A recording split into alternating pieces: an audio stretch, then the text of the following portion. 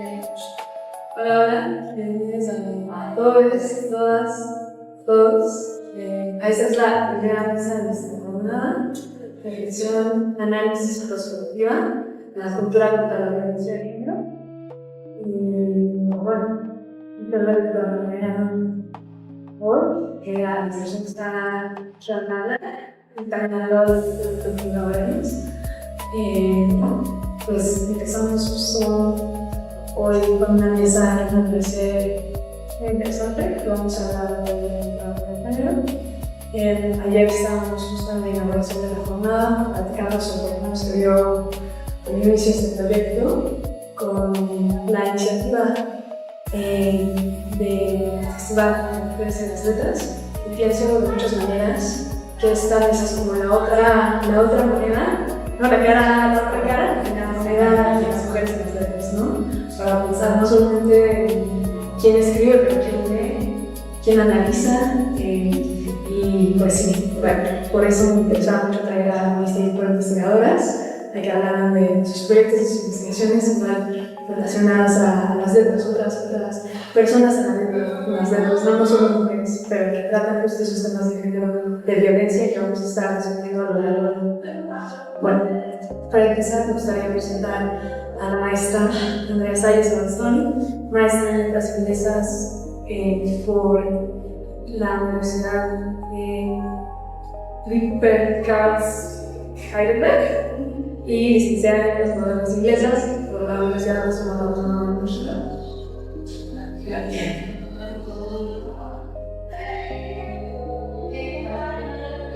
¿Se escucha bien? Se lo pegan un poquito más. Creo que no.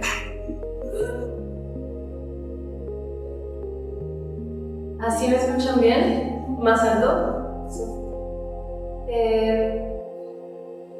Buenas tardes a todas y todos. En mi presentación del día de hoy, titulada Literaturas de Mujeres ante la crisis ambiental, me propongo explorar cómo diversas autoras han representado, cuestionado y reimaginado nuestra relación con el entorno natural. En la literatura ambiental, un campo cada vez más visible conforme avanza la crisis climática, la escritura se convierte en un espacio donde se indagan las redes de conexión entre los seres humanos, diferentes espacios y paisajes y otras formas de vida.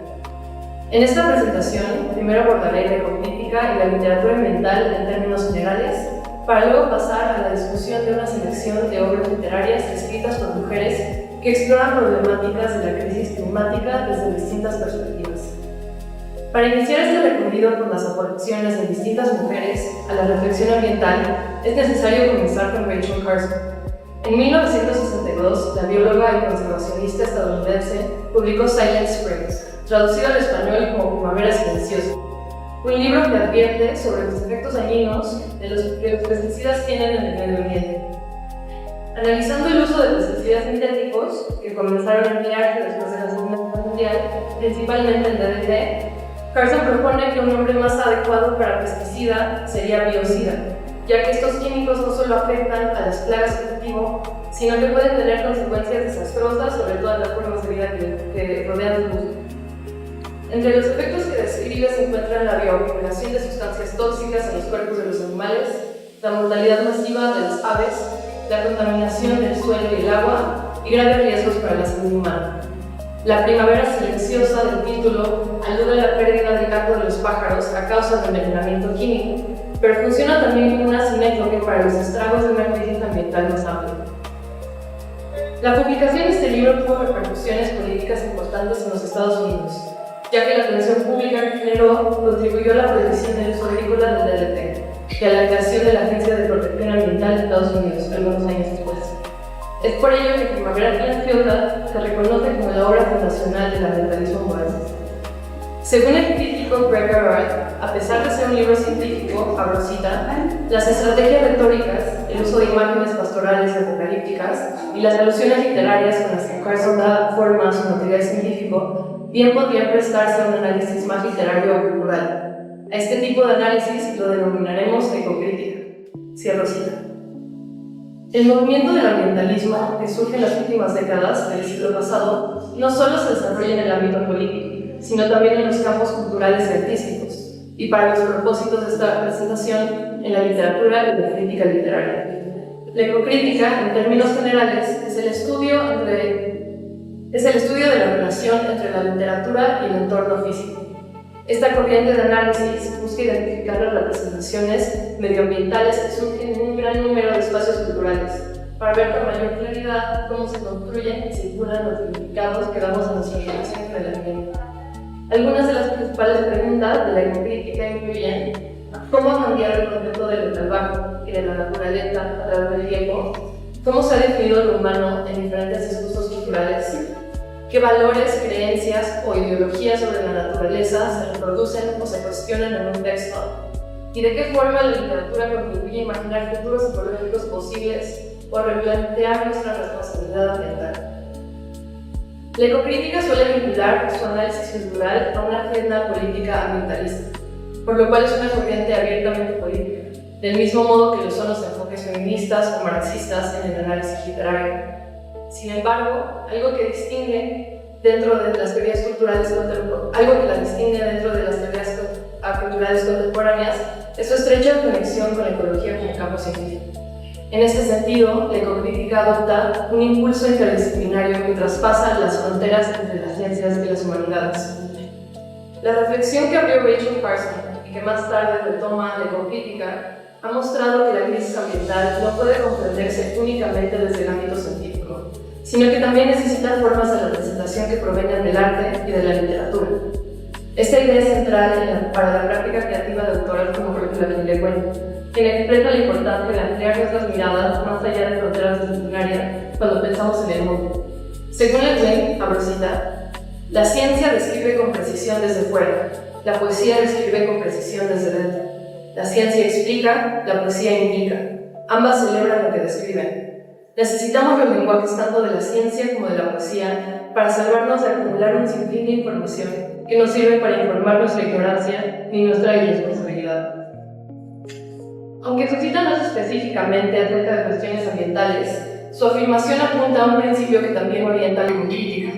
La que no solo enfatiza la importancia del conocimiento científico, sino también la del lenguaje literario capaz de transmitir experiencia, afecto y responsabilidad. Las preguntas que plantea la ecocrítica sobre la agencia de lo no humano, las ideas culturales que sostienen nuestras nociones de naturaleza, o las maneras en que imaginamos un futuro ecológico, se vuelven especialmente visibles cuando aparecen representadas en escenas, paisajes y voces literarias. Con este marco como punto de partida, pasaré ahora a la discusión de algunas obras de autoras que abordan estas ideas desde distintas perspectivas.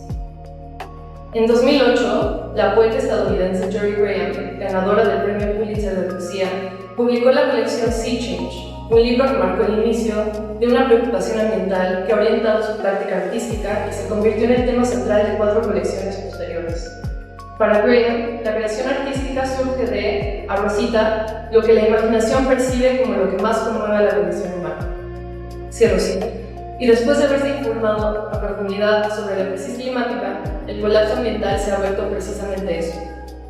La cuestión más urgente no solo para la condición humana, sino también para su práctica imaginativa. En sus poemas, Graham emplea la forma lírica no solo para representar, sino también para recrear y materializar las realidades del cambio climático, mostrando así la capacidad de la poesía para registrar, cuestionar y reimaginar nuestras maneras de pensar la crisis ecológica. La poeta integra discursos científicos en sus textos, mientras experimenta con figuras retóricas como la parataxis y el encabalgamiento, con el ritmo de los versos y de las palabras, con la estructura visual de sus poemas y con el uso de espacio blanco. Todo esto construye una experiencia sensorial inmersiva en la cual la lectora puede experimentar las dinámicas del cambio climático desde una cercanía íntima, en lugar de contemplarlas desde la distancia. La temporalidad de la crisis ecológica, sus ritmos acelerados y fragmentados, se vuelven palpables. Desde recrear procesos climatológicos como la circulación termoalina, hasta examinar la textura del tiempo durante una crisis ambiental que ocurre tanto en el presente como en el futuro, Graham explota las posibilidades del lenguaje poético para tratar de entender y de imaginar aquello que trasciende la experiencia humana en este momento de colapso ecológico. Mientras tanto, Natalie Díaz, poeta y activista de origen mojave, aborda la poesía desde una perspectiva distinta, marcada por su propio contexto cultural. Díaz está inscrita en la comunidad indígena del río Gila, en Arizona, y se identifica como Acmel Odaam Apima. La comunidad Mojave es originaria del río Colorado, en el desierto de Mojave. Este río se convierte en una figura central a lo largo de su colección, Post-Colonial Love Poem, donde varios poemas exploran la idea de que, para el pueblo Mojave, el río es inseparable del cuerpo. Esto se vuelve explícito en poemas como La primera agua es mi cuerpo. A continuación, leeré un extracto del poema de la traducción de Elisa Díaz Castel. Abro cita. En el pensamiento mojave, el cuerpo y la tierra son lo mismo.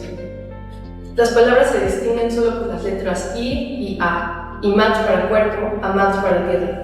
En la conversación, con frecuencia usamos una forma corta de cada uno, Ma.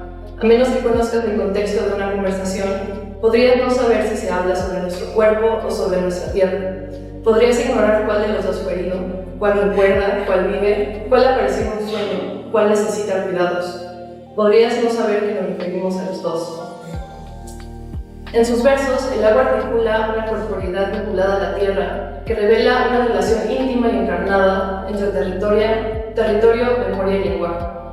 Lo que surge de esta forma de pensar es la perspectiva de que la tierra y la naturaleza están interconectadas con el ser humano, son uno mismo, y que la tierra es un lugar de encarnación y de cuidado mutuo. Hay una urgencia en este poema, así como a lo largo de la colección, y una conciencia de que la destrucción ecológica, intrínsecamente ligada literal y simbólicamente a la violencia infligida a la comunidad de la poeta, es un largo proceso que se remonta al comienzo de la colonización de la región. En general, esta colección enmarca el río como una presencia viva, ligada a la cultura individual y comunitaria, al mismo tiempo que lamenta su destrucción, mostrando en última instancia cómo la violencia cometida contra el río refleja la violencia sufrida por los cuerpos y las tierras indígenas. Moviéndonos al sur del continente americano, Samantha Schweblin, escritora argentina de novelas y cuentos cortos, le da vida a muchas de las problemáticas discutidas en Primavera Silenciosa en su novela corta de 2014, Distancia del Rescate. En esta historia, una madre y su hija, quienes viven en Buenos Aires, deciden alejarse de la ciudad para pasar el verano en el campo. Sin embargo, este espacio rural rápidamente pierde sus connotaciones idílicas y se revela como un lugar amenazante, un locus de contaminación. Los habitantes del pueblo son una comunidad devastada por los efectos nocivos de los pesticidas, usados indiscriminadamente hasta que cada aspecto del paisaje, superficialmente bello, se vuelve mortalmente tóxico. Mientras Amanda, la protagonista, agoniza por haber estado en contacto con agua envenenada, tiene la siguiente conversación. Abro cita.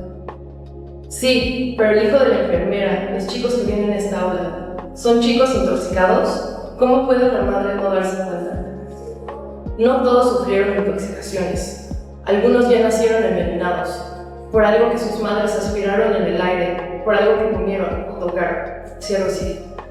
Según la crítica Gisela Jefes, abro cita, se trata de una historia de cronologías alteradas, donde pesticidas como diacinón, inhalación y herbicidas como glifosato se infiltran a través de todos los canales vitales para la sobrevivencia humana. El aire a través de las movilizaciones, el agua en los desagües de químicos en los arroyos y el pasto que contiene y absorbe los rocíos diarios. Se introducen en los cuerpos humanos y no humanos por igual, alterando las fisionomías físicas, el paisaje y el entorno construido, desnaturalizándolos. Cierro cita. Es así como Schweblin aborda la degradación ecológica mediante una narrativa terrorífica que revela que la idea de una naturaleza pristina no solo ha dejado de ser sostenible, sino que ha desaparecido por completo frente a los incesantes avances de la explotación y la tecnología. El ambiente se vuelve un espacio manufacturado para la explotación económica. No existe ya un entorno natural que no haya sido atravesado por la actividad humana, y bajo las lógicas extractivistas, incluso los espacios más remotos se vuelven vulnerables. Finalmente, antes de pasar a mis conclusiones, quiero hacer mención de algunas autoras que han moldeado mi pensamiento ecocrítico, pero que no pude incluir en esta presentación. Ellas incluyen a Donna Haraway y Anat Singh, Robbie Goldkimmer, la poeta Kathy Jeanette Kijiner y la autora mexicana Andrea Chapela. También quiero señalar que, como especialista en literatura norteamericana, mi formación se ha orientado de manera natural a mi lectura del campo, lo que produce cierta sobre-representación de autoras, teorías y obras provenientes de este contexto. Sin embargo, esto no implica que la ecocrítica sea un proyecto exclusivamente norteamericano, ni que otras regiones no estén generando aportaciones igualmente valiosas. Finalmente, quisiera concluir subrayando que la ecocrítica, como toda corriente de análisis de índole política, debe entenderse dentro de su contexto y de la relación que establece con la urgencia y continuidad cultural que la rodea. No surge en el vacío, responde a una crisis ambiental concreta y dialoga con múltiples tradiciones teóricas, artísticas y activistas. Además, la ecocrítica no es solo un espacio académico, político y creativo donde las mujeres participan activamente, sino que se ha convertido en un campo cuyas aportaciones han sido ampliadas y transformadas por ellas. Desde el papel fundacional y decisivo de Rachel Carson hasta la producción prolífica de obras literarias, investigaciones críticas y nuevos marcos conceptuales propuestos por autoras en todo el mundo, las mujeres han moldeado la manera en que pensamos la relación entre cultura y medio ambiente. Sus contribuciones, que van desde el activismo científico a la experimentación poética, de la teoría feminista a la cosmología indígena, han ampliado el alcance de la ecocrítica y han demostrado que imaginar futuros ecológicos exigen múltiples voces, perspectivas y modos de conocimiento. Finalmente, muchas gracias a la Librería Álvaro Obregón por la invitación a participar, a las personas con quienes comparto mesa, de quienes aprendo y con quienes amplío continuamente mi perspectiva, y a todas y todos ustedes por la atención. Con esto cierro mi opinión. Los que hablamos después, pero voy a abrir piso para que sigamos hablando. Algunas otras mencionaste, pues no me que la licenciada Catalina Torres Ruiz nos va a platicar un poco más, digo, Catalina Torres Ruiz, ¿no? Nos va a platicar un poco más sobre su obra, sobre su práctica.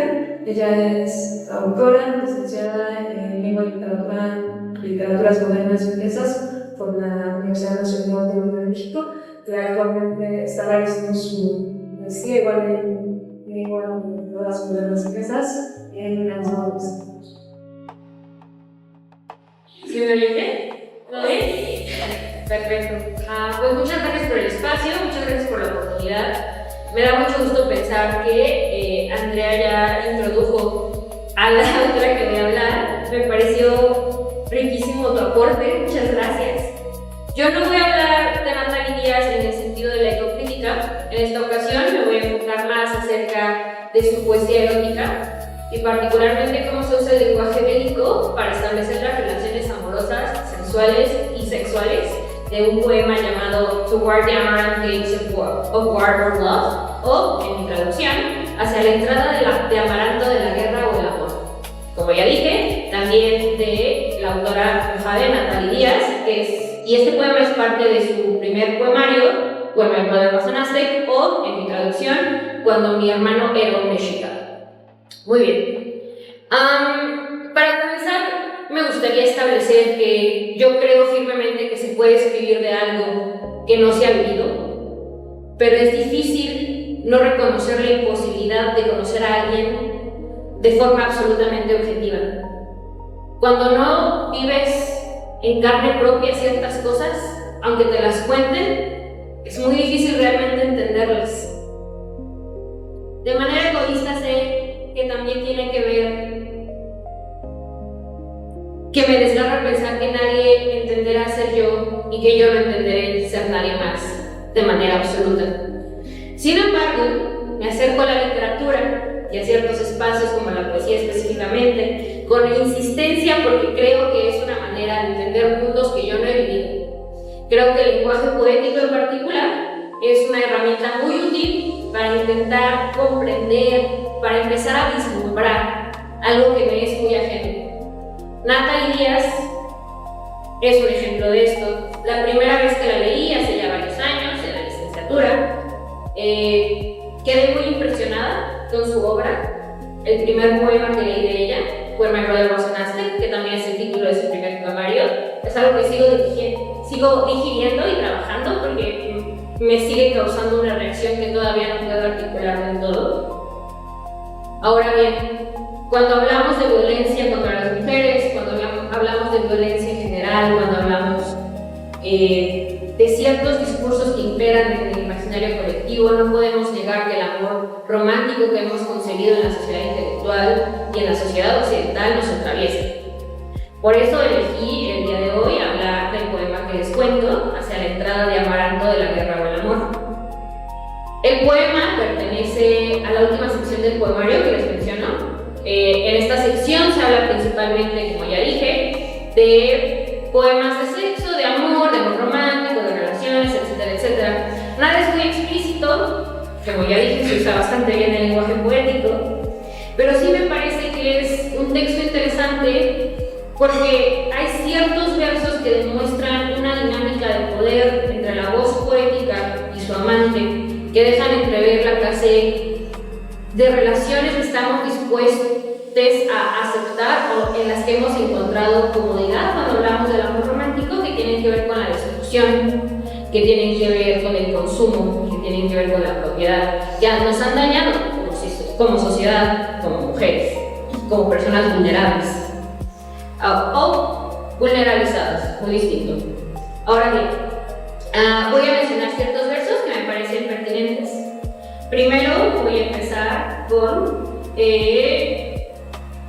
uno que me parece brutal, pero que creo que es necesario abordar, que es What is a bedroom if not an epicenter of spinach?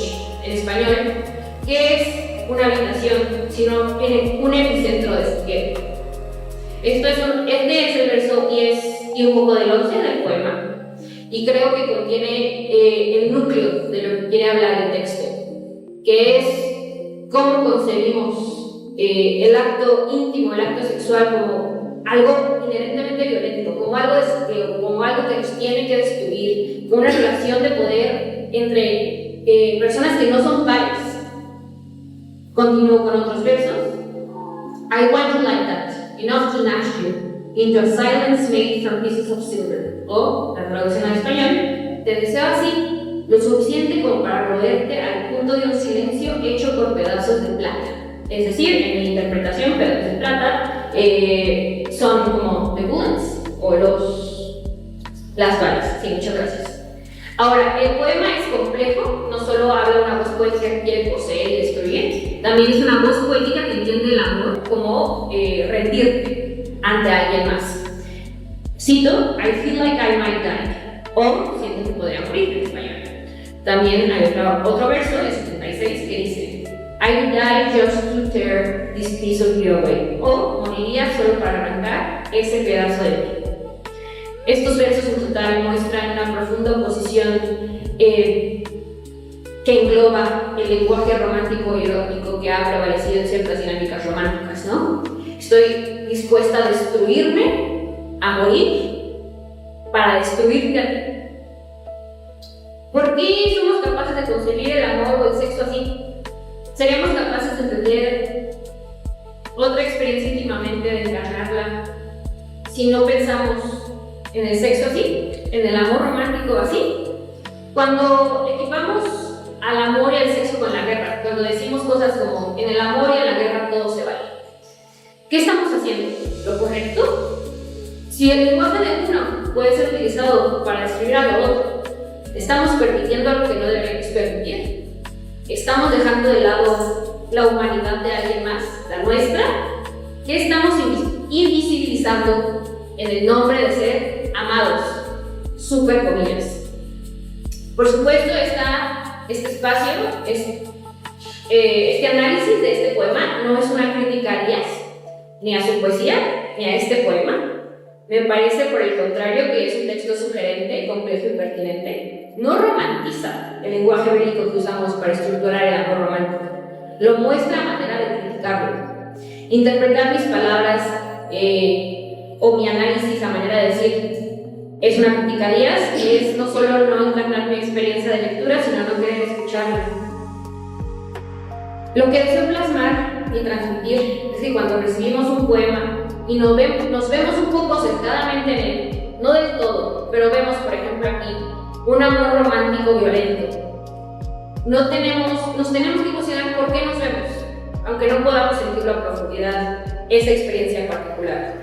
Les invito en este espacio a cuestionarle a por qué vemos al sexo a veces como algo inherentemente agresivo y con eso el amor y la guerra como espacios que pueden trascender la ética y el respeto que le debemos a otros seres humanos.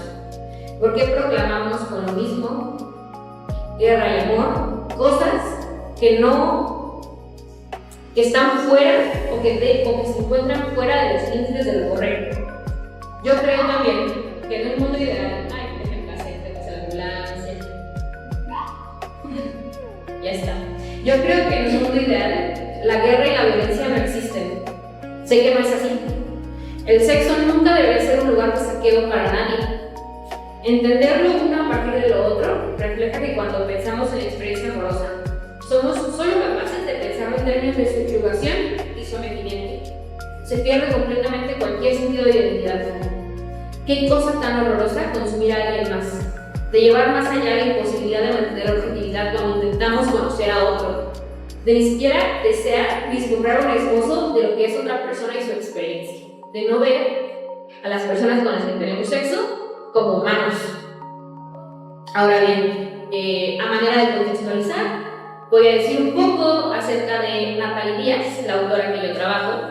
Ya nos introdujo un poco Andrea al tema, voy a decir lo que se dice normalmente de ella, que es mojave, mejor dicho, ajá, tiene ascendencia mexicana también, por eso el apellido Díaz. Nació en la década de 1970 en California, en Estados Unidos, es autora y trabaja con sus ancianos para revitalizar el idioma mojave. Es profesora, ganó el Pulitzer por su premio, por su poemario Postulando los Poem, que es su segundo poemario. Y construye textos que exploran temas como la familia, los hermanos, las drogas, la experiencia indígena en Estados Unidos, la identidad, la lengua y el uso sexual. Ahora bien, a manera de conclusión, me gustaría finalmente hablarles de todo el poemario en su totalidad. Es pertinente y se une al tema de la violencia contra las mujeres, y a la violencia de género en general, y a la violencia a las personas marginalizadas, porque su primer poemario de 2012, bueno, me lo emocionaste, es que no puedo creer que sea el primer poemario, porque todo es brutal, es buenísimo. Le interesa hablar de la experiencia indígena, por supuesto, pero más allá de los estereotipos y de la experiencia de la mujer indígena en Estados Unidos, más allá de los estereotipos y más allá de lo que consideramos que es una mujer indígena. Ella no intenta convencernos de nada con sus textos, con sus poemas. Ella no intenta legitimizarse ante nosotros, los lectores. Simplemente tiene la intención de escribir su experiencia y siento que es nuestro deber como lectorado acercarnos, interesarnos, empezar a esbozar lo que puede querer decir algo que nos es tan ajeno, pero tal vez tan cercano si nos entendemos también dentro de un discurso violento en términos de sexo, sensualidad y erotismo. Muchas gracias.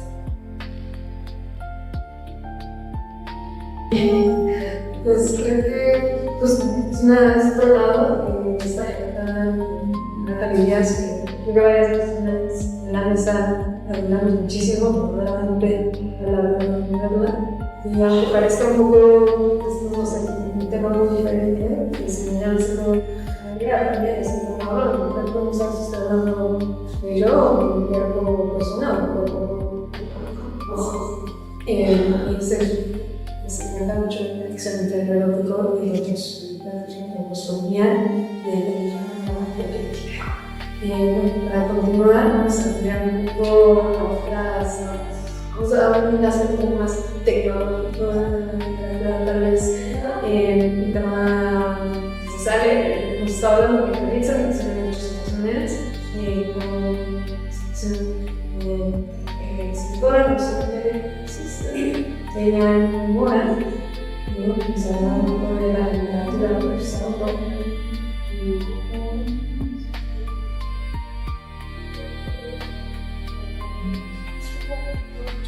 Hola, ¿sí se escucha bien? Sí. Bueno, buenas tardes. Yo pues ya introduzco junto con mi compañera Sofía. ¿Se escucha bien?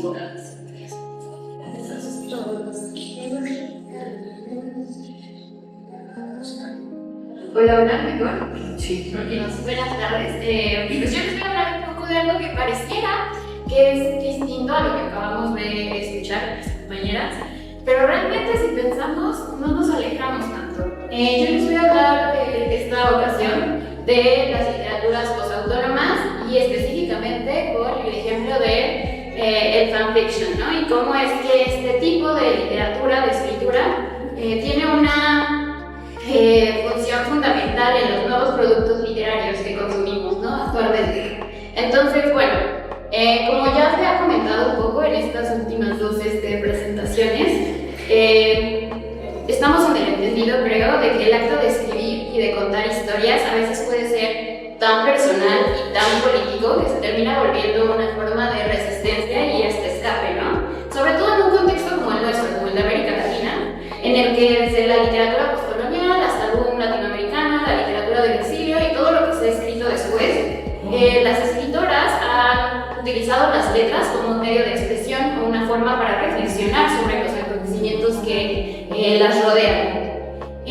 No obstante, en un presente como el nuestro, en el que vivimos rodeados de tanta tecnología, medios de comunicación, redes sociales, en el que nuestra situación económica, social, cultural cada vez se vuelve más compleja, pues es imposible que con ello no cambie la forma en la que consumimos productos literarios.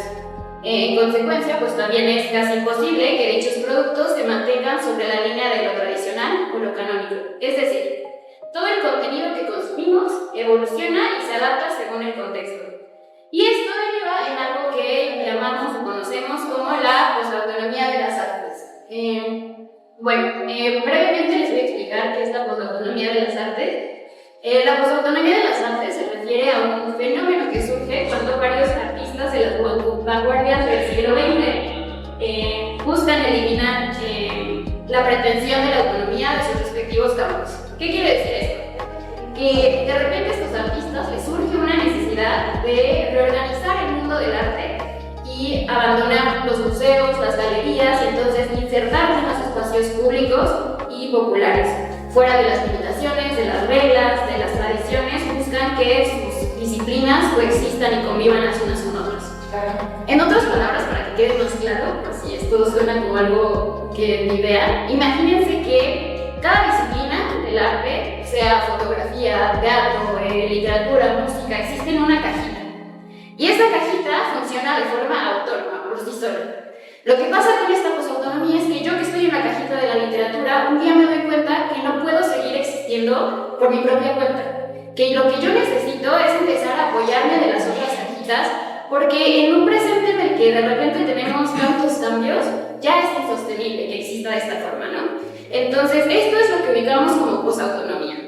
Y entonces, basándose en esto que les acabo de explicar, la filósofa y ensayista Josefina Ludmer escribe un ensayo llamado Literatura Posautónomas 2.0, en donde define las características de los productos literarios latinoamericanos actuales, ¿no? Y pues su ensayo inicia algo más o menos así. Estas escrituras no admiten lecturas literarias.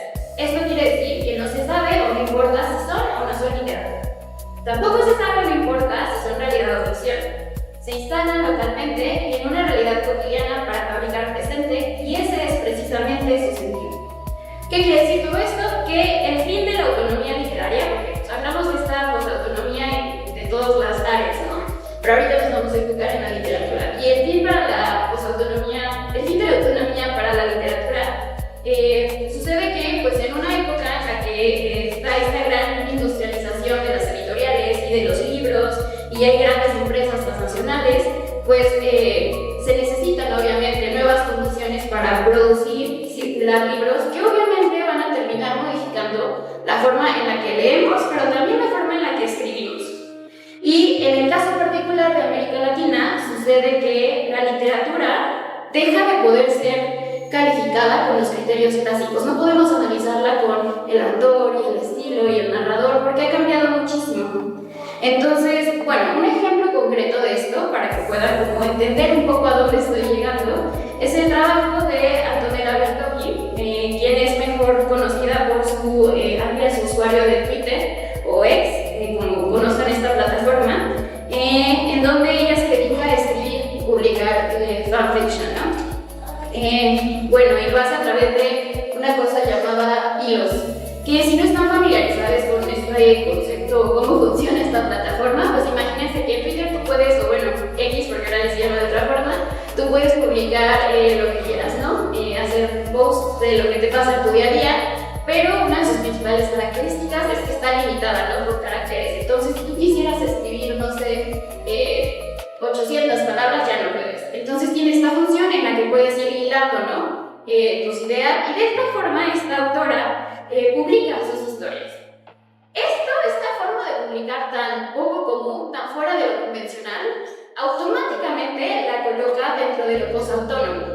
Pues al utilizar esta plataforma que es caracterizada por su inmediatez y está diseñada para compartir el minuto a minuto de nuestro día, para ocuparla como de manera tan simbólica, que es como para publicar tu realidad, publica estas ficciones, ¿no?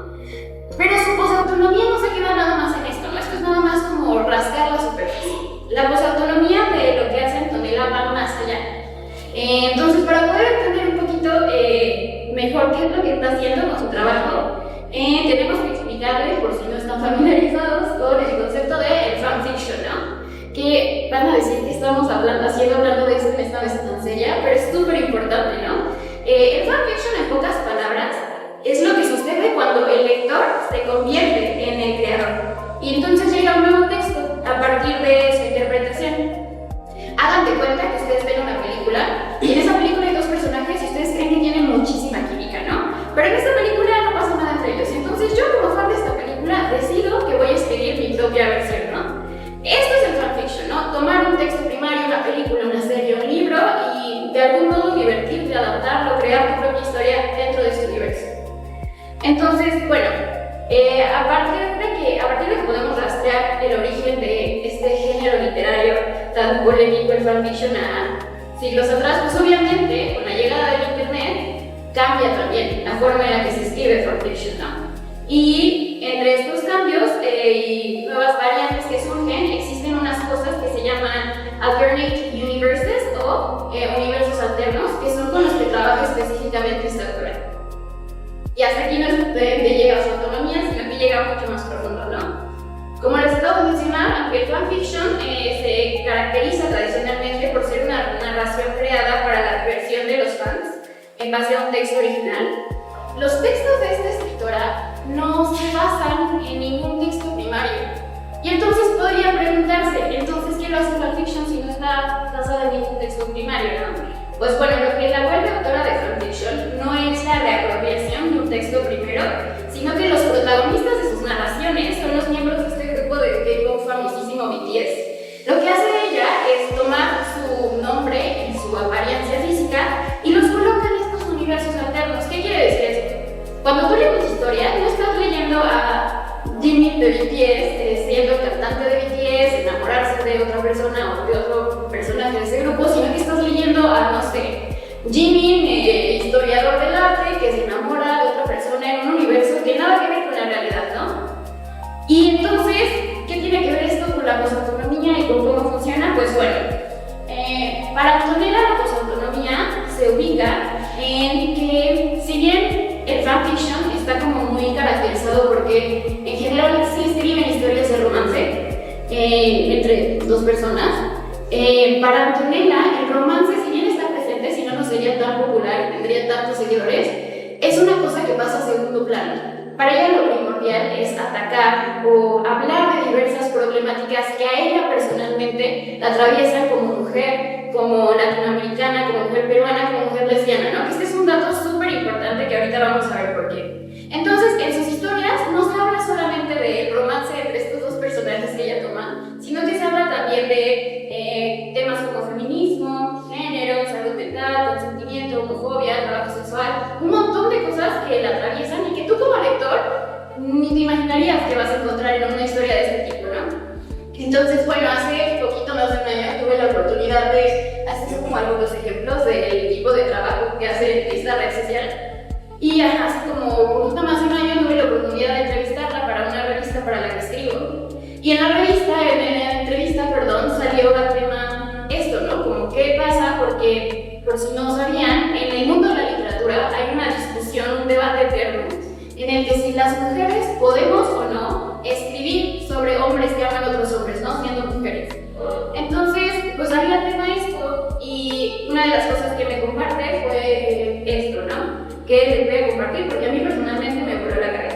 me dijo, yo escribo a estos hombres, pero en mi mente son lesbianas. Y por eso no me acuerdo, porque la gente siempre me dice, ¿cómo voy a conseguir un hombre así? No vas a conseguir un hombre así. Son mujeres, realmente son mujeres. Estás leyendo personajes femeninos, los cuales no son afectados por el patriarcado. Pero es una fantasía en la que igual sí son mujeres, en especial en el personaje de Jimin en algunas de mis historias. Si paso por ser víctima del patriarcado, encuentro una forma narrativa de que lo sea. Entonces siento que son mujeres, no son hombres. Entonces, a mí que llevaba mucho tiempo leyendo sus historias, que de algún modo sí lograba identificar estos temas que atravesaban sus personajes más allá del amor, me voló la cabeza a pensar que no estás leyendo solo a estos personajes siendo hombres en estos universos alternos, estás leyendo una especie de vehículo en los que ella, como autora, puede de algún modo separarse de su cuerpo de mujer y entonces escribir sobre hombres y tomar un poco prestada esta voz masculina para hablar de cosas, vivencias desde el cuerpo de un hombre, donde obviamente está recibiendo amor y dando amor y viviendo en sociedad, pero sin las redes del patriarcado, ¿no? O sin estar amarrada a las expectativas de este. Entonces, bueno, eso es por una parte, ¿no? Por la parte del tema, lo que la hace un poco autónoma, pero también está esta cosa de la forma y del idioma. Que, bueno, si bien ya habíamos hablado, creo que su forma es un poco fuera de lo común, un poco inusual al publicar sus historias en Twitter. Hay otro tipo en particular de historias que publica en las que no estás leyendo a este personaje encontrándose con Chuchito en una narración tradicional en la que dice Pedrito se encontró con tal en el parque tal día, ¿no? Lo que estás leyendo es la conversación que supuestamente tienen estos personajes, ¿no? Entonces ella fabrica estas capturas de pantalla falsas a través de las cuales tú lees sus historias, ¿no? Entonces desde ahí está rompiendo incluso con lo que sería el fanfiction tradicional, ¿no? Que de por sí es una forma de romper en sí mismo esta tradición. Entonces, por si no se habían dado cuenta, en estas capturas que les puse, no sé si alcance a ver, algo que caracteriza la escritura de esta autora es que escribe en inglés. Entonces, aquí decimos qué está pasando, ¿no? No era peruana, ¿de dónde viene? Pues, sumado a todo esto que les acabo de explicar, para mí el aspecto más relevante que lo ubica a ella como una autora pues autónoma es el idioma. Si bien podremos pensar que su elección por escribir en el idioma inglés viene de que escribe de un grupo súper global y busca que sea más accesible para más personas, la verdad es que elegir hablar en inglés es en sí mismo un acto de resistencia, ¿no? A veces no es suficiente escribir sobre estos temas tan difíciles que la atraviesan como la homofobia y el feminismo, sino que a veces es necesario resguardarse en lo desconocido cuando uno se siente infeliz, ¿no? Con lo conocido. En culturas como la nuestra, que pertenecen a la periferia del sistema literario, es decir, donde todo lo que queda fuera del eurocentrismo, la literatura moderna posautónoma, pues no surge como un desarrollo autónomo, como lo que hablábamos en un principio, sino que surge como una especie de compromiso entre la tradición y las formalidades occidentales y lo local. ¿Qué quiero decir esto? Hace una combinación un poco de te estoy hablando en un idioma que no es mío, en el que tú no reconoces mis historias, mis vivencias, y yo al mismo tiempo no me reconozco en tu idioma, ¿no? Entonces se forma esta cosa de, esta especie de interpolación, ¿no? Y eso es algo que solo podemos lograr, o que nos permite esta autonomía. Y bueno, para concluir, pues el caso de la obra de Antonella Michelini, su literatura no literatura, pues como ya vimos es posautónoma, sí por el medio de difusión, por la forma, por el idioma. Y esto es solo posible gracias a la posautonomía, pero al revés, es como un ciclo en el que, si bien es posible gracias a la posautonomía le permite también ocupar estos recursos, ¿no? Entonces, bueno, como pues, conclusión, quería compartirles este tweet, esta publicación que hizo su tiempo en inglés, que para mí es como el resumen perfecto de lo que es la posautonomía y de lo que representa para ella como mujer peruana lesbiana escribir este tipo de historias. Ella escribe: escribo a bus porque son divertidos, me distraen de otras cosas y es un pasatiempo saludable. Sin embargo, no estoy pretendiendo ser una autora excelente ni me interesa hacerlo, solo es el internet. Y es justo sobre esto que gira la posautonomía literaria, ¿no? Sobre darle libertad a cada producto literario, aunque no lo parezca, de reconocerse o no, de analizarse o no, de entenderse o no como literatura. Y ya, muchas gracias. Andrea, esta dimensión que queda este cambio y que se debe no solamente en la expresión literaria, sino también en cómo se hace la literatura en estos momentos. Ahora pasando a más que se relaciona directamente a nuestras experiencias en contra de la violencia de género. Justo es el tema de la violencia de género. Me gustaría visitar a Mora, egresada de la carrera de estudios latinoamericanos en la Universidad Nacional de México, investigadora con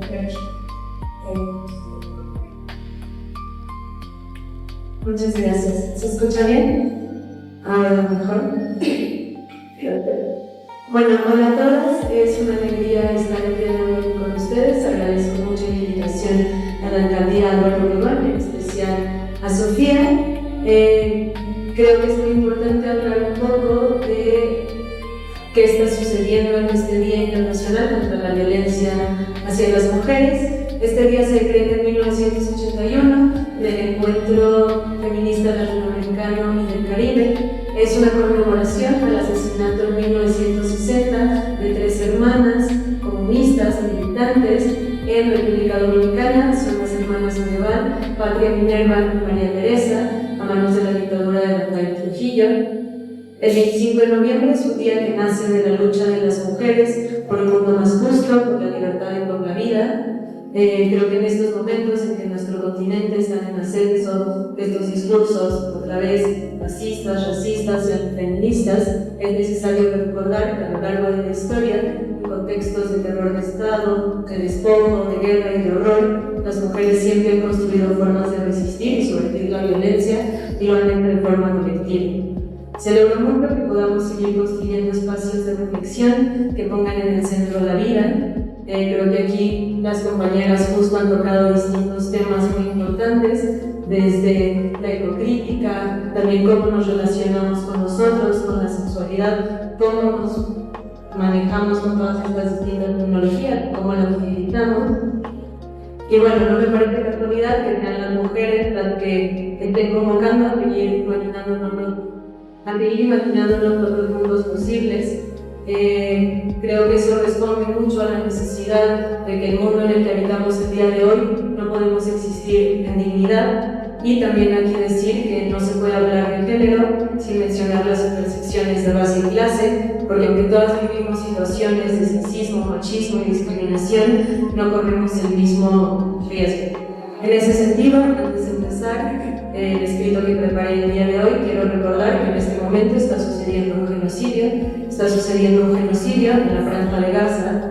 En el último informe de la ONU documenta que desde el 2023 hasta ahora han tenido 20.000 mujeres y niñas asesinadas a manos del ejército sionista de Israel. Nos llevaría alrededor de 46 horas sin parar el poder nombrar a todas estas mujeres que han sido asesinadas durante este periodo de genocidio. Esto es algo que no podemos olvidar. Las mujeres palestinas resisten, llevan haciéndolo décadas, así que no dejemos de hablar de ellas, de nombrar su lucha en cualquier espacio en que tengamos la oportunidad, digamos fuerte y claro que Palestina vive hoy y siempre. Palestina libre. Palestina libre. Comienzo. Titulé esta ponencia Entre el horror y la denuncia, narración de feminicidios en México. El velo de la violencia feminicida a lo largo del continente es una realidad que nos envuelve. En México, según el reporte del Sistema Nacional de Seguridad Pública, de enero a agosto del presente año se han registrado 444 feminicidios, 444 mujeres asesinadas por razón de género. Aunque estas son las cifras oficiales, distintas colectivas han denunciado la existencia de un subregistro en el que se pueden contabilizar el doble de feminicidios. Si consideramos esto, se puede decir que en México se cometen 10 asesinatos de mujeres al día. El primer país en identificar el feminicidio en Latinoamérica fue Guatemala en 2008, después El Salvador en 2010. En México, hace menos de 15 años la ley incluye esta forma de investigar y juzgar el delito. Aunque es un avance importantísimo en muchos niveles, que hoy aparece entre las páginas del Código Penal, no ha significado que los procesos de impartición de justicia sean eficientes. El camino de buscar justicia y reparación para las familias muchas veces se vuelve laberíntico y está acompañado de indiferencia, omisiones, revictimización y agresiones. Ante este contexto de crueldad, son muchos los esfuerzos para visibilizar, combatir y erradicar la violencia feminicida. Colectivas de mujeres que desde distintas trincheras buscan transformar el horizonte de muerte en uno de esperanza y vida. Desde abogadas que acompañan los casos de mujeres violentadas y a las familias de las víctimas, hasta jóvenes que acuerpan las audiencias de fuera de la fiscalía, con pañuelos verdes envueltos en las muñecas y sentadas en círculo, comparten la mirada entre bordados de resistencia y dignidad. Estos procesos de organización colectiva y presión política han logrado avances sustanciosos a lo largo de los años, pero siguen sin ser suficientes para que dejen de arrebatar a las mujeres día con día. Es necesaria una transformación que involucre todos los niveles del Estado y las instituciones, ministerios, fuerzas de seguridad, fiscalías, cementos, las autoridades en sus distintos cargos, la academia y, por supuesto, la sociedad civil. Dentro de estos esfuerzos, la literatura es una herramienta para retratar y visibilizar esta violencia. El alcance de la letra en tinta tiene una posibilidad transformadora inmensa y por eso una gran responsabilidad. Retomo el concepto de responsabilidad de Gloria Anzaldúa, pensándola no solo como un deber moral en abstracto, sino un acto consciente y un compromiso con el cambio de las realidades que nos atraviesan. La literatura en Latinoamérica nunca ha sido ajena a las problemáticas sociales. En el caso de la violencia hacia las mujeres, se ha convertido en un medio para su denuncia, pero también para la construcción de memoria y reparación del tejido social. Las mujeres, a lo largo de su historia, han confeccionado mecanismos que posibiliten dar respuesta a la violencia. Su escritura es uno de ellos. Las letras de Lidia Clavel, Cristina Rivera Garza, Daniela Herrera, Marina Sago, por mencionar sobre algunas autoras mexicanas, han intentado transformar la destrucción en discurso transmisible, en denuncia rebelde, en memoria que florece. Hablar de violencia contra las mujeres en escritura no es algo nuevo, ha estado presente en la literatura universal desde hace varios siglos. Los ejemplos de Débora, el secuestro de Briseida en Diara, las 1001 noches con un rey que asesina a mujeres cada amanecer, el abuso sexual y las relaciones de poder en Lolita, por mencionar solo algunos. La instrumentalización de la crueldad a su cuerpo de las mujeres se ve claramente en la novela policíaca o la novela negra de la década de los 20 y hasta poco antes del fin del siglo pasado. Los cuerpos femeninos sin vida se describen de una forma objetivizante y muchas veces sexualizada. Los papeles femeninos son secundarios y oscilan entre la víctima pasiva y la mujer focal. Sin embargo, la presencia de la violencia en género en la literatura se ha transformado de forma radical en los años recientes. Ya no busca utilizarla para contar historias, ahora su importancia radica en contar las historias como forma de denuncia. La doctora Brenda Morales identifica tres diferencias principales. 1. La violencia contra las mujeres se vuelve el tema central en las obras literarias, no es una entre muchos. Se privilegia la perspectiva de los personajes femeninos y se privilegia la perspectiva de los personajes femeninos. 3. La mayoría de ellas han sido escritas por mujeres. Desde finales del siglo XX y principios del XXI, el movimiento de mujeres, feministas o no, han colocado el feminicidio en el centro del debate público, dándole mayor visibilidad como fenómeno social. En este escenario empieza a configurarse una nueva tradición de escritoras latinoamericanas que centran su atención en narrativas que denuncian la violencia y reivindican las experiencias de las mujeres violentadas. Ya sean cuentos, novelas, crónicas, ensayos, poesía, las autoras colocan como la espina dorsal de su escritura la responsabilidad ética que existe al momento de representar la violencia. Proponen maneras de mostrar el horror sin reproducir. Cuando se aborda la violencia que atraviesan las mujeres, que con frecuencia les arrebata la vida, la estética no puede desligarse de la ética. En esta ponencia quiero centrarme brevemente en dos obras de mujeres mexicanas: La fosa de agua, de la periodista y activista Lidet Carrión, y El invencible verano de Indiana, de la reconocida escritora Cristina Rivera Garza. Los dos textos se pueden clasificar como crónicas, definiendo a esta como un género híbrido que combina la literatura con el periodismo y en algunos casos la historia. Permite la narración de hechos, entrecruzando los datos duros con la libertad de la pluma. Es el tejido de las subtilidades de las autoras con la descripción de los hechos. Hay dos diferencias estructurales en estas obras: el lugar desde donde se escribe: en la fosa de agua, Miguel Carrión es testigo de la violencia desde el acompañamiento por más de 6 años a las familias de 4 adolescentes asesinadas, Bianca, Mariana, Diana y Jenny, en los héroes de campo, en el Estado de México. Cristina Rivera Garza escribe desde la herida del feminicidio de su hermana menor, Liliana Rivera Garza, recuperando su tacto, su palabra para resguardar en el archivo personal de Liliana su memoria.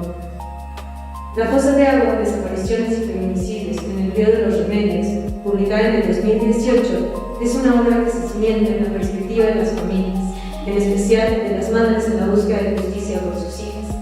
Ellas cuentan de su caminar entre protocolos ineficientes, desinterés de los servidores públicos y cuestionamientos revictimizadores sobre la vida privada de sus hijas.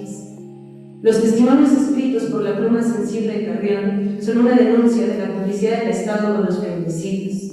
Su lectura permite entender un poco mejor de qué manera se articula la maquinaria de desapariciones de feminicidios en México, quiénes son sus perpetradores y los engranajes necesarios para su funcionamiento. En esta crónica, el contexto sociopolítico y el espacio se vuelven factores fundamentales para explicar la violencia en contextos específicos de la vida cotidiana. A través de un mapeo detallado, la autora revela los lugares en que las mujeres corren más peligro en el Estado de México, lugares perfectamente identificados por las autoridades, pero en los que siguen desapareciendo o apareciendo mujeres sin vida. Analiza el contexto de la violencia y lo expone de forma cruda, más no cruel.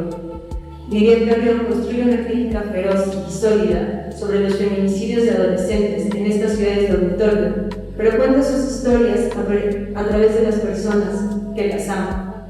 Preserva la dignidad de estas niñas hablando de los amores compartidos con las amigas, dibujando a través de las miradas tiernas de sus madres quiénes eran sus hijas y también nombrando lo que se hicieron. El Invencible Braña de Liliana es una crónica sobre el asesinato de Liliana Rivera Garza en 1990, perpetuado por su pareja. Decidí por esta ocasión no nombrar ninguna femicidad en esta audiencia. En 2019, Cristina Rivera Garza busca reabrir el caso de su hermana menor después de 29 años. Las reflexiones de la autora ponen en el centro la importancia del lenguaje, de poder nombrar. En el momento del asesinato de Liliana, el feminicidio no estaba inscrito en la ley y poco se hablaba de él. Este libro entreteje el dolor de la pérdida de su compañera de juegos con la belleza de la vida a su lado. Recrea sus años de infancia en Toluca, sus diferencias y afinidades, el tiempo universitario de Liliana, su gran pasión por la natación y su deseo de conocer el mundo. El texto se acompaña de testimonios de personas que la conocieron, de la relación que tenían con ella y los momentos compartidos. Cristina Rivera Garza le dedica un libro a su hermana y pone su atención en Liliana, no en su feminicidio. Él no importa, lo que cuenta es ella. Es un trabajo archivístico minucioso y amoroso que busca pistas de la caja con la pertenente de tu hermana que permitan recrear. Hablo así. Una mujer desorientada, presa del maltrato cotidiano de un depredador, una mujer acaso demasiado libre, una nadadora disciplinada, una joven confundida dispuesta a probarlo todo, una niña buena y dócil, ciega ante el peligro, una mentirosa, un estudiante ejemplar, un inocente, una amiguera, una mujer llena de amor, una descuidada, alguien con pasado. Cierro así. Rivera Garza termina reivindicando el deseo de su hermana de vivir, moviéndola del lugar de la víctima inerte, una mujer con sueños que luchó para salir de una relación violenta, pero no le alcanzó el tiempo. Estas dos obras son diferentes en forma y estilo, sin embargo, cada una con sus herramientas permite desmontar la creencia de que los feminicidas son monstruos que se esconden en la oscuridad. Estos feminicidios no se pueden entender como acciones violentas de sujetos aislados. Hacer esto solo contribuye a individualizar el problema y invisibilizar las estructuras simbólicas sobre las que se sostiene, a despolitizar el arte. Liliana, como muchas otras mujeres, fue asesinada por su expareja. Bianca conocía a sus violentadores, eran amigos, compartían el salón de clases. Cristina recupera la escritura, la letra viva de Liliana y la hace partícipe del libro, colocando fragmentos de cartas, recados y escritos que se vuelven archivo. Liliana acompaña los relatos de la vida de estas niñas con dibujos de sus rostros. En estos gestos hay una potencia, hacerlas presentes en su propia historia, devolverles, aunque sea mínimamente, la mirada y la palabra. Tanto la fosa de agua como la invencible Oranda de Liliana Se vuelven escrituras en acto de procesos de justicia, pero no esa justicia institucional, muchas veces envenenada y viciada por el bien, sino la que se encarna en el cuerpo al defender quiénes eran estas mujeres. Justicia que se alimenta de invocar los recuerdos de Liliana paseando por la UAM o sentir la existencia de su texto en el archivo de los afectos resguardado por su hermano. Justicia en nombrar el amor desbordante de Bianca por su familia o su gusto por las diademas de estrellas. Justicia que se enraiza en la memoria de la vida de estas mujeres. Encuentro en la escritura de Gabriel Rivera Garza una muestra. No seguir reforzando las narrativas que ponen en el centro la descripción de la crueldad. Decir que le arrancaron el futuro a una niña y quebraron los sueños de una mujer ya expresa toda la crueldad del hecho. No hace falta detallar la forma en que sucedió. En sociedades que cada vez necesitan descripciones más detalladas y atroces de la violencia para sensibilizarse, las autoras hacen una apuesta política al dibujar grietas en la forma que se ha expuesto y denunciado el feminicidio. No basta con nombrar la violencia, también debemos cuestionarnos la forma en que la representamos. Estas escritoras nos dan un ejemplo al no hablar de forma explícita de las especificidades del feminicidio, al no trazar imágenes del cuerpo de las mujeres en vida en los imaginarios turbios y a reivindicar una y otra vez que el feminicida nunca será el protagonista de su historia. El feminicidio es una estrategia sistemática para el borrado de las mujeres. No seamos cómplices de sus narrativas. Que la literatura es una herramienta y no un arma. Que sensibilice sin recurrir a descripciones que vulneren la dignidad de las mujeres. Denunciemos su asesinato, pero recordemos su vida. Termino. Al leer estas autoras hay algo en lo personal y lo social que se trastoca. Gabriela Hauper lo dice con respecto a la prosa de Agua. Abro sí. Recuerdo sentir un llamado a la acción, Recuerdo querer escribir más y mejor después de leerlo, por las que ya no están y por nosotras, las que nos quedamos. Cierro cita. Termino esta ponencia recuperando estas palabras, este llamado a la acción desde nuestras trincheras, a la posibilidad esperanzadora de construir memoria a través de la vida y no de la muerte, a seguir defendiendo con garras que no son solo cifras, son mujeres que tenían anhelos, miedos, contradicciones, sueños, amores y desamores, mujeres a las que les quedaba tanto por vivir, son mujeres con historia, porque no hay manera de devolverle la vida a un cuerpo, pero sí de resguardar su dignidad y su nombre. Hoy y siempre, ni una más en México, ni una menos en Palestina, hoy y siempre que no nos falte ninguna en cualquier lugar del mundo. Gracias.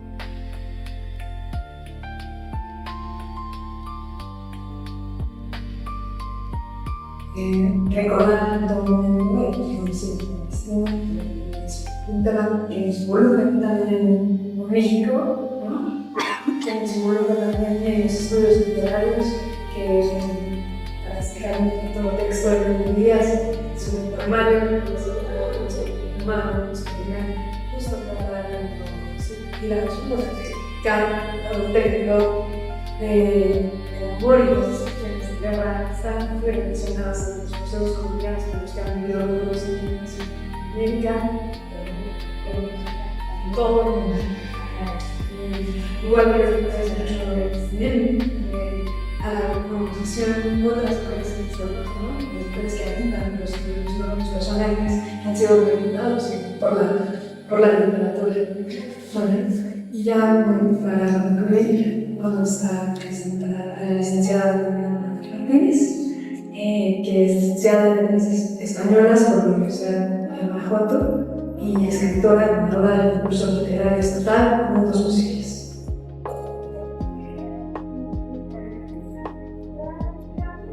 ¿Me escuchan? Bueno, primero quisiera agradecer a ustedes por estar aquí presentes, a todos los involucrados en la organización de este ciclo de actividades tan representativos y pues decir que son un honor compartir mesa con mujeres tan talentosas con proyectos tan interesantes e importantes. Yo quisiera comenzar mi presentación leyéndoles un pequeño fragmento del libro que comenté el día de hoy. La frase dice así: el 16 de julio de 1990, Liliana Rivera Garza, mi hermana, fue víctima de un femicidio. Era una muchacha de 20 años, estudiante de arquitectura.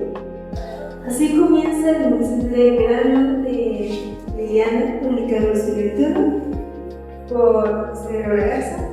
Quizá hayan escuchado hablar de él.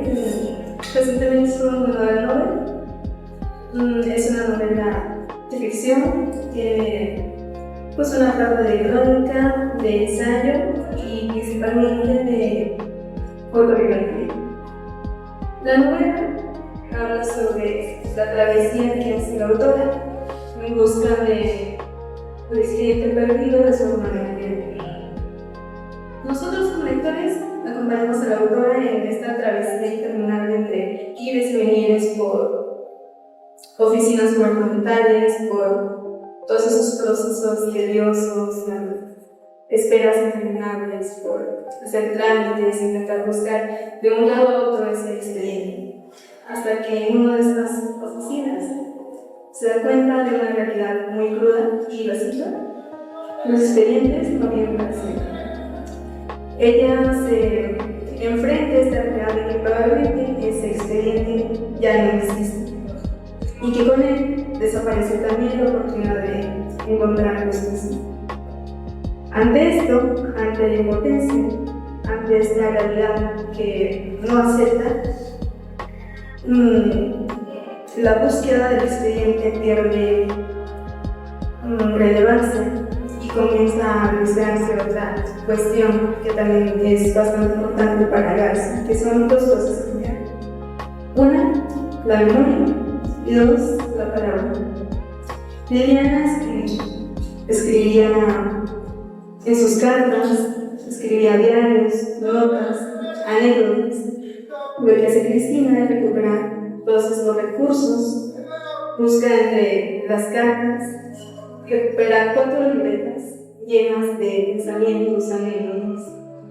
Busca a la familia, busca amigos y recupera todos esos testimonios con ellos. Que es la palabra de Cristina pasa a segundo plano y Liliana se convierte en la protagonista de la historia, de su propia historia que la cuenta por sí misma. Esto con el fin de preservar la memoria, reconstruir y reconstituir la identidad de Liliana. Quisiera recuperar otro libro, se llama Los Hechos de la Noche, de Diana del Ángel, de 2017. Es una crónica donde Liliana acompaña a la familia de Julio, uno de los propietarios normalistas del caso de Ayotzinapa. Ella nos acompaña y nos atravesamos igual por trámites burocráticos, oficinas, y ella intercala su vivencia, esta crónica, con pasajes llamados micrófonos. En los pasajes, ella coloca anécdotas de familia y amigos de Julio. Con esto se intenta trazar un retrato de su persona. Con esto quisiera destacar la importancia de la escritura testimonial como territorio de lucha y la memoria como acto de justicia. Escribir también puede ser un acto de resistencia al olvido y a la invisibilización. Cristina Lorenza hace esto. Afortunadamente no solo cuenta con testimonios o anécdotas de conocidos, sino que también tiene estas notas y sus fragmentos que escribe Liliana. De esa forma, logra que ella se cuente en ella misma. Liliana deja de ser solamente una cifra o un número de expediente, pasa a reconstruir y contar su propia historia.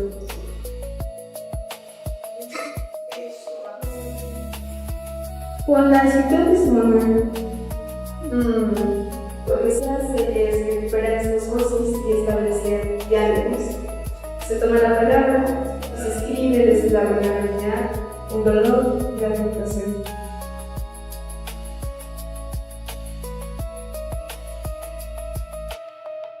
Ahora les leeré un pequeño fragmento del libro al respecto de expediente.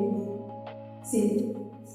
Si ese expediente muere, no habrá razón oficial de la presencia de Liliana sobre la tierra. Si ese expediente muere, no habrá memoria oficial de la presencia de Liliana sobre la tierra. Si ese expediente muere, como ven todos los expedientes, morirá la posibilidad de localizar al asesino. Más allá de la cuestión de localizar al femicida de Liliana, lo que Cristina Lorenza hace es visibilizar a Liliana y luchar contra el silencio. Ella y su familia por casi 30 años no hablaron sobre Liliana. Ella menciona que cada vez que le preguntaban si tenía hermanos, ella prefería decir que no, para evitarse todas estas miradas, para preguntarle a ellos qué sucedió, cómo sucedió. También como un intento de protección por la vergüenza y la culpa. La culpa hacia Liliana, la víctima, de por qué no se dijo de su feminicidio. Y la culpa también hacia su familia, por qué no decir, por qué no identificar, por qué no actuar, por qué no nombrar, por qué no vieron, por qué no se dieron cuenta. Pero he realizado una pregunta: ¿cómo se nombra, cómo se denuncia lo que no tiene nombre? En 1990, cuando se dio el feminicidio de Liliana, no existía la palabra feminicidio. Esta palabra se identificó hasta 2012. De hecho, en el caso de Liliana fue nombrado como homicidio simple, no como homicidio. Con esto, Cristian Rivera Garza quiere exponer por qué, cómo podemos nombrar lo que no se nombra, cómo podemos tener la posibilidad de entablar los diálogos si realmente no tenemos un lenguaje que nos permita hablar sobre ello. Realmente en ese tiempo la palabra homicidio, la violencia de pareja era impensable, se pensaba como, pues no sé, quizá problemas normales, ¿no? La intimidación, las amenazas, las agresiones físicas, el abuso, el control, los chantajes. Realmente no había diálogos, no establecían diálogos sobre esto, no había forma de identificarlos. Liliana fue asesinada por su expareja, no entraré en muchos detalles, pero él entró a su casa una noche en Azcapotzalco, su departamento, y le agarró la vida. A pesar de que lograron identificarlo, él escapó y jamás tuvo justicia. Con esto, quisiera también retomar una frase del teórico Federico Cabrera que dice: la imposibilidad del lenguaje revela, en consecuencia, su pesar voluntad como fuerza que cierra, arrolla un intento de proyección para que dispuestos sobreviven a la opresión. La falta de términos como femicidio también provoca la falta de comprensión, y esa falta de comprensión provoca la falta de justicia. No se puede castigar algo que realmente ocurrentemente no existe. No se puede visibilizar una cuestión en la que no se tiene un lenguaje. El uso de significantes siempre es importante. Los significantes pues jamás son gratuitos, ¿no? Es importante llamar al feminicidio, al acoso, al acoso. El lenguaje posee carga social, perspectiva ideológica, y es un reflejo de la violencia estructural. Si no hay una palabra para nombrar la violencia, se está negando esa violencia. El silencio, para Cristina Rivera Garza, la cito nuevamente, es cómplice del asesino. Se necesitan términos apropiados que designen la violencia como lo que es, porque lo que no se nombra también se niega. En una de las entrevistas, ella menciona que uno de los factores que hicieron, que le impulsaron a finalmente escribir este libro fue porque al fin habían términos y palabras capaces de escribir lo que le sucedió a su hermano.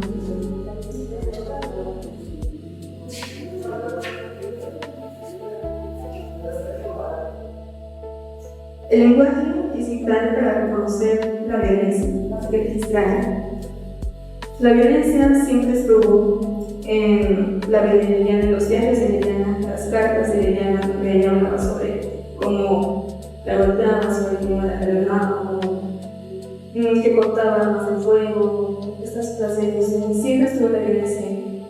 Pero realmente no había un lenguaje con el que ella pudiera decirlo. Que hay la importancia de nombrar esa violencia.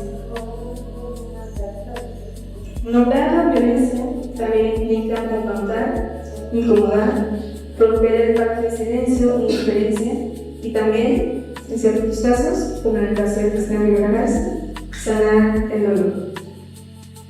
Es en este punto cuando la expresión también se convierte en un acto de liberación. Lograr lo que no se dice y exponer lo que se ignora. En la actualidad ya tenemos la capacidad de nombrar, ya tenemos las palabras, ya tenemos sanciones, ya tenemos leyes que nos permiten castigar este pacto. Sin embargo, aún existen discursos que normalizan, ignoran, invisibilizan y justifican esta violencia. La violencia permanece en la vida de las mujeres, en sus cuerpos. Con esto quisiera destacar la naturaleza aparente del lenguaje. El lenguaje es capaz de juzgar, de reprimir, de olvidar, de revictimizar y de borrar. Pero también tiene la capacidad de resignificar, construir, dar voz y visibilizar. Como dice Cristian Rivera Garza, la capacidad del lenguaje para descubrir y encubrir al mismo tiempo. Los discursos contra la violencia, porque el lenguaje es un territorio social. El lenguaje en sí mismo, yo creo esto firmemente, que tiene la capacidad de transformar nuestro entorno y a nosotros mismos. En momentos de miedo, de peligro y violencia, se debe escribir. En un mundo atravesado por esta violencia, escribir también se convierte en un acto de guerra.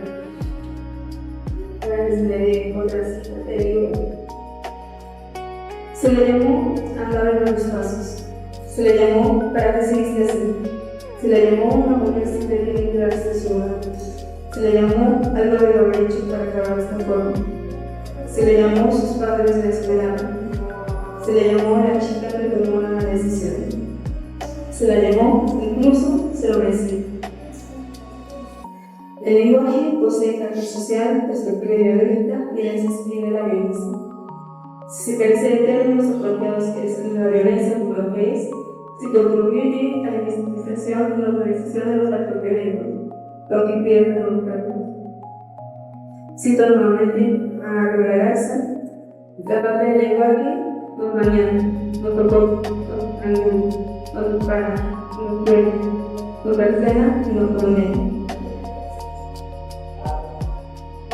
Con esto quisiera hacerles una invitación tanto a leer estas historias, no solo de la que vivían, sino de muchas otras mujeres en esta situación. También los invito a fomentar estos espacios de diálogo, espacios seguros. Los invito a nombrar la violencia, a escribir la violencia, denunciar. Cito nuevamente a Cristian Rivera Garza, otra entrevista. Contar una historia también es una forma de denuncia.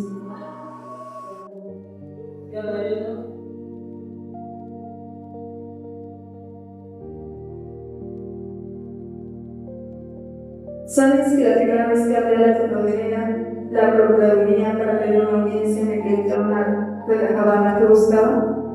¿Sabes que de momento no supe qué contestar? Balbuceé, titubeé. Busqué el expediente, dije, tartamudeando, nada más. Entonces me di cuenta, en el transcurso de ese llamado, de lo poco que te dije. No se lo pasa. Eso fue realmente. Lo repetí otra vez, convirtiéndome en eco de tantas otras voces. Lo repetí una vez más, ahora con mayor fuerza, con absoluta claridad. El fragmento anterior significa esta naturaleza del lenguaje, su capacidad tanto de oprimir, pero también de liberar, de ser un medio de resistencia, de ser un medio para significar a todas esas mujeres, de darles nombre y no solo mantenerlas como una víctima más, sino darles nombre y reconocer sus historias, porque estas historias son importantes y se deben nombrar.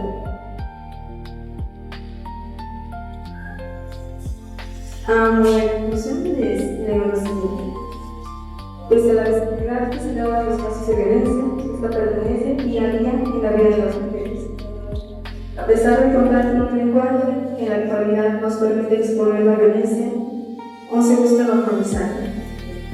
Es ahí donde realmente la importancia de establecer discursos sobre la violencia hacia las mujeres.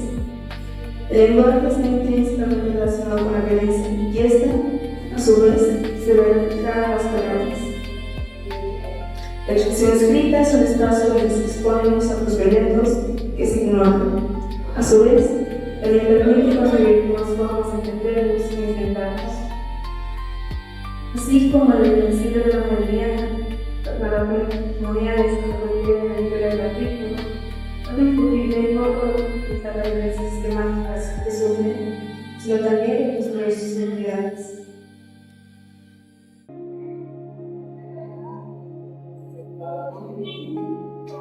Lograr permite comprender. Comprender permite tomar acción. A través del lenguaje es posible tejer vínculos de solidaridad, apoyo y conciencia. De este modo, se crean espacios y se entablan diálogos los que se rechazan de diferencia y se exige justicia. Escribir y normalizar la violencia es usarse de reflexión y silencio. Consiste en desarticular las narrativas que la niegan o desconocen, que olvidan la realización. El lenguaje es un territorio político y social. Tiene poder transformador, capaz de configurar, crear y interpretar realidades. Es por ello que en un mundo atravesado por la violencia y la insensibilidad, lograr se convierte en un acto de rebeldía. Eso sería todo lo que que es así, un ejemplo de la sociedad económica, se puso un espacio donde puede hablar, pero no esto también puede ser logrado de otras formas desde ley que se puede denunciar en un texto literario mensaje, también porque aboga un poco esa, ¿no? O sea, utilizar la cultura como una herramienta parlamentar para que la violencia de género. Nos quedan unos minutitos, ya no tengo una pregunta de público. Sí. Agradecerles a estas jóvenes escritoras. Quiero destacar que hablando del feminismo latinoamericano, del cual muchos de nosotros participamos para construir esa ruta, esa exigibilidad de los derechos y sobre todo de la no violencia hacia las mujeres y las niñas, el día de hoy, la verdad, me siento más que representada por ustedes. Sé que este proceso de toma de conciencia en las manos de las nuevas generaciones toma y sigue tomando esa fuerza que es necesaria para poder sensibilizar, concientizar, pero sobre todo seguir luchando por aquellas que no tienen voz, por aquellas que no son volteadas a ver, por aquellas que siguen con esas grandes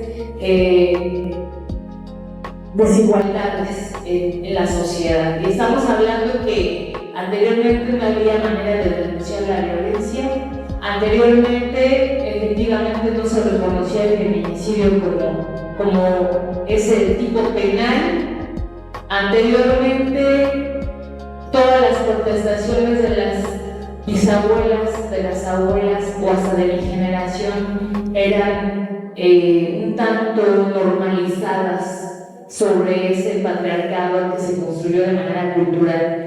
Y el día de hoy que a través del lenguaje y de estas nuevas generaciones que ustedes nos representan ahora, nos sentimos representadas, sabemos que la estafeta queda en excelentes manos. Gracias por hacer y por visibilizar esta problemática estructural a nivel mundial. Gracias. Pues sí, podría la pregunta a algún comentario.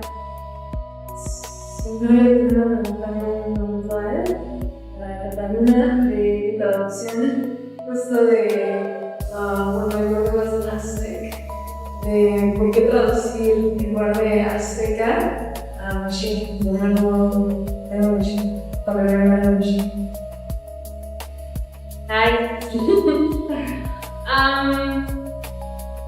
¿Por qué traducir azteca como mexica. Bueno, Natalie Díaz, me parece, hace uso en este poemario de un imaginario, de una vocación, un poco con ironía, un poco con juego acerca de la figura del azteca en el imaginario estadounidense.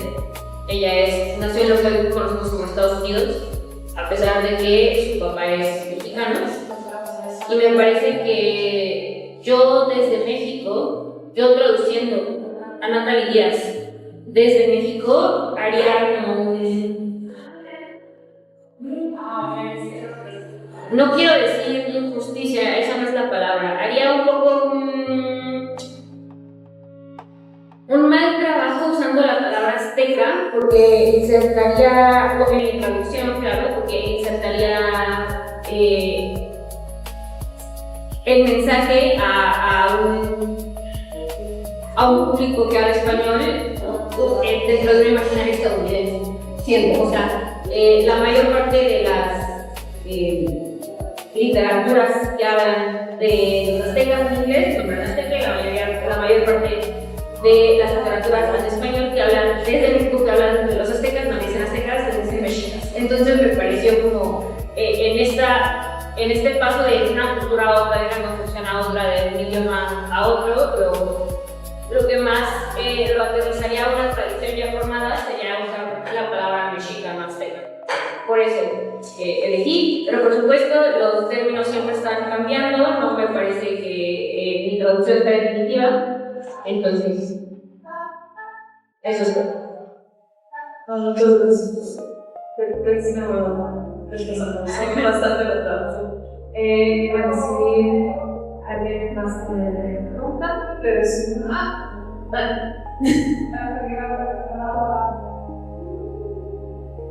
Bueno, pues gracias a todas por sus conocimientos y compartirlo.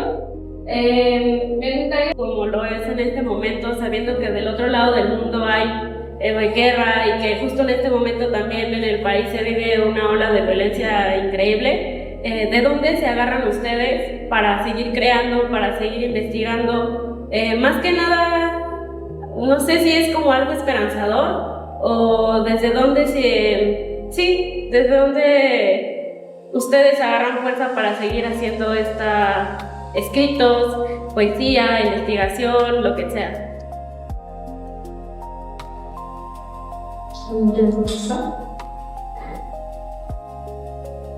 Pues bueno, para mí personalmente a veces se vuelve muy desesperanzado, ¿no? Como entrar al teléfono y ver todas estas cosas parar. Y creo que, aunque sí a veces, como pues todo ser humano, yo personalmente tengo unos momentos en los que digo, no sirve de nada, ¿no? Porque no, ¿para qué sigo haciendo esto? Creo que a mí me resulta muy útil agarrarme de justo pensar en escritoras como Cristina Rivera Garza, incluso en la misma novela, y como, no sé, Natalie Díaz, y en el trabajo que todas ellas están haciendo, y creo que pues recordarme que lo mínimo que yo puedo hacer es hacer un poco un eco con mis investigaciones y con hablar de ellas. Entonces así ya no se siente como tan reducido, tan amplio, tan asfixiante, ¿no? Estar viendo todas estas noticias, todas estas cosas. Sí, pues yo coincido muchísimo, creo que algo que a mí me permite arraigarme a la esperanza es el trabajo que muchas mujeres están haciendo. Como lo mencionaba, pienso en las palestinas. Creo que las mujeres palestinas en este momento están existiendo y llevan décadas haciéndolo, también en las madres buscadoras, también en las sobrevivientes de violencia. Todas estas mujeres que el cuerpo de la violencia las han cansado y a pesar de eso su estandarte es la esperanza y siempre poner en el centro la justicia, pensándolo que no haya una más, una menos. Entonces creo que eso, como también ser muy conscientes de nuestro privilegio y cómo desde nuestro privilegio lo mínimo que debemos es tener esperanza y hacer algo con ella, porque pues, hay mujeres que están en condiciones muy complicadas, con muchísima violencia y aún así tienen esperanza y siguen trabajando por construir otros mundos.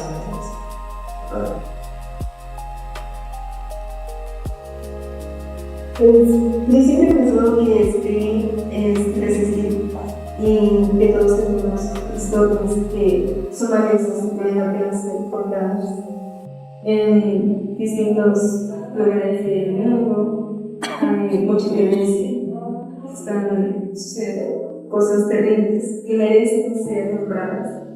Y en las partes solas, justo se hace nombrar, entonces debes escribir.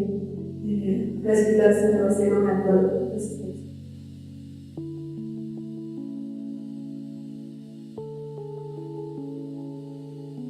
Muchas gracias a todos los invitados de acá por estar en esta mesa, por compartir con nosotros estos espacios, estas organizaciones. Entonces, aparte de agradecimiento, me gustaría invitarles, si quieren, mandamos sus textos para mandar lo que estamos a Norbo, para que ustedes en la conversación en la mesa, no salga que alcancen las personas, todas estas cosas son importantes. Ustedes que van a poder escuchar. Y para todos los asistentes y las personas en la mesa, si quieren quedarse, nos gustaría ahorita la siguiente mesa, justo la pista, esperan venir a hablar de cómo es crear de ser mujer, de la no existencia de la femenina. Y pues también les invitamos a buscar nuestra cartelera, se encuentra en las páginas de la delegación de Instagram, para ver todos los eventos que vamos a estar haciendo en la jornada. Tenemos la parte de cultura de la casa Jaime Salinas, les agradecemos mucho su asistencia, su apoyo, y pues daremos cierre a la mesa.